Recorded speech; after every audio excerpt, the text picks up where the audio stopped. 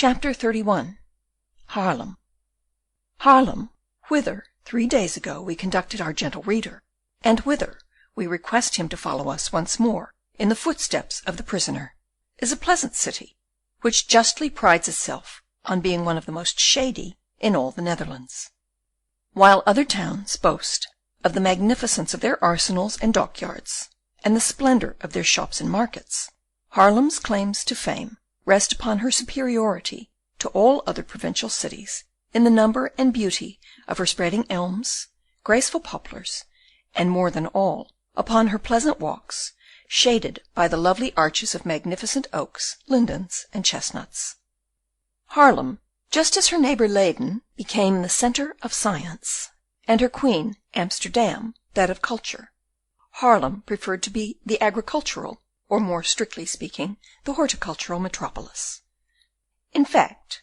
girt about as she was, breezy and exposed to the sun's hot rays, she seemed to offer to gardeners so many more guarantees of success than other places, with their heavy sea air and their scorching heat. On this account, all the serene souls who loved the earth and its fruits had gradually gathered together at Haarlem, just as all the nervous, uneasy spirits whose ambition was for travel and commerce had settled in Rotterdam and Amsterdam, and all the politicians and selfish worldlings at The Hague. We have observed that Leyden overflowed with scholars. In like manner Haarlem was devoted to the gentle pursuits of peace, to music and painting, orchards and avenues, groves and parks. Haarlem went wild about flowers, and tulips received their full share of worship. Haarlem offered prizes for tulip growing, and this fact brings us in the most natural manner to that celebration which the city intended to hold on May 15th, 1673, in honour of the great black tulip, immaculate and perfect, which should gain for its discoverer 100,000 guilders. Haarlem, having placed on exhibition its favourite, having advertised its love of flowers in general, and of tulips in particular, at a period when the souls of men were filled with war and sedition, Haarlem, having enjoyed the exquisite pleasure of admiring the very purest ideal of tulips in full bloom, Haarlem, this tiny town, full of trees and of sunshine, of light and shade, had determined that the ceremony of bestowing the prize should be a fete which should live for ever in the memory of men. So much the more reason was there, too, in her determination, in that Holland is the home of fetes. Never did sluggish natures manifest more eager energy of the singing and dancing sort than those of the good republicans of the 7 provinces, when amusement was the order of the day. Study the pictures of the 2 Teniers. It is certain that sluggish folk are of all men the most earnest in tiring themselves, not when they are at work, but at play. Thus Haarlem was thrice given over to rejoicing, for a threefold celebration was to take place. In the first place, the black tulip had been produced. Secondly, the Prince William of Orange, as a true Hollander, had promised to be present at the ceremony of its inauguration. And thirdly, it was a point of honour with the States to show to the French, at the conclusion of such a disastrous war as that of 1672, that the flooring of the Batavian Republic was solid enough for its people to dance on it, with the accompaniment of the cannon of their fleets. The Horticultural Society of Haarlem had shown itself worthy of its fame by giving 100,000 guilders for the bulb of a tulip. The town, which did not wish to be outdone, voted a like sum, which was placed in the hands of that notable body to solemnize the auspicious event. And indeed, on the Sunday fixed for this ceremony, there was such a stir among the people, and such an enthusiasm among the townsfolk, that even a Frenchman, who laughs at everything at all times, could not have helped admiring the character of those honest Hollanders, who were equally ready to spend their money for the construction of a man of war, that is to say, for the support of national honour, as they were to reward the growth of a new flower, destined to bloom for one day, and to serve during that day to divert the ladies, the learned, and the curious. At the head of the notables and of the horticultural committee shone Mynheer van Sistens, dressed in his richest habiliments. The worthy man had done his best to imitate his favourite flower in the sombre and stern elegance of his garments, and we are bound to record to his honour that he had perfectly succeeded in his object. Dark crimson velvet, dark purple silk, and jet black cloth, with linen of dazzling whiteness, composed the festive dress of the president, who marched at the head of his committee, carrying an enormous nosegay, like that which 121 years later Monsieur de Robespierre displayed at the festival of the Supreme Being. There was, however, a little difference between the two, very different from the French tribune, whose heart was so full of hatred and ambitious vindictiveness, was the honest president, who carried in his bosom a heart as innocent as the flowers which he held in his hand. Behind the committee, who were as gay as a meadow, and as fragrant as a garden in spring, marched the learned societies of the town, the magistrates, the military, the nobles, and the boors. The people, even among the respected republicans of the 7 provinces, had no place assigned to them in the procession. They merely lined the streets. This is the place for the multitude, which, with true philosophic spirit, waits until the triumphal pageants have passed, to know what to say of them, and sometimes also to know what to do. This time, however, there was no question either of the triumph of Pompey or of Caesar, neither of the defeat of Mithridates nor of the conquest of Gaul. The procession was as placid as the passing of a flock of lambs, and as inoffensive as a flight of birds sweeping through the air. Haarlem had no other triumphers except its gardeners. Worshipping flowers, Haarlem idolized the florist. In the centre of this pacific and fragrant cortege, the black tulip was seen, carried on a litter, which was covered with white velvet and fringed with gold.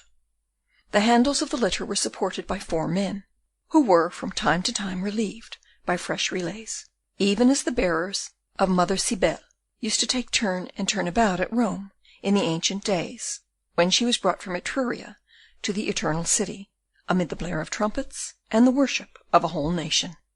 This public exhibition of the tulip was an act of adoration rendered by an entire nation, unlettered and unrefined, to the refinement and culture of its illustrious and devout leaders, whose blood had stained the foul pavement of the Buitenhof, reserving the right at a future day to inscribe the names of its victims upon the highest stone of the Dutch Pantheon.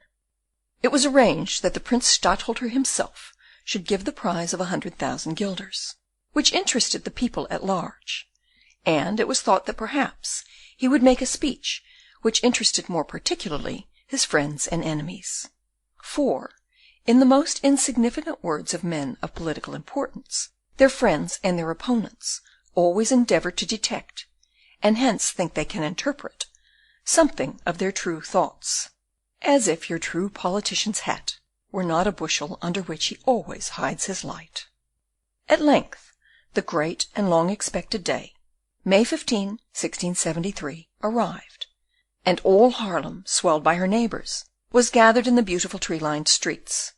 determined on this occasion not to waste its applause upon military heroes, or those who had won notable victories in the field of science, but to reserve their applause for those who had overcome nature, and had forced the inexhaustible mother to be delivered of what had therefore been regarded as impossible, a completely black tulip. Nothing, however, is more fickle than such a resolution of the people. When a crowd is once in the humour to cheer, it is just the same as when it begins to hiss. It never knows when to stop. It therefore, in the first place, cheered Van Systens and his nosegay, then the corporation, then followed a cheer for the people, and at last, and for once with great justice, there was one for the excellent music with which the gentlemen of the town councils generously treated the assemblage at every halt.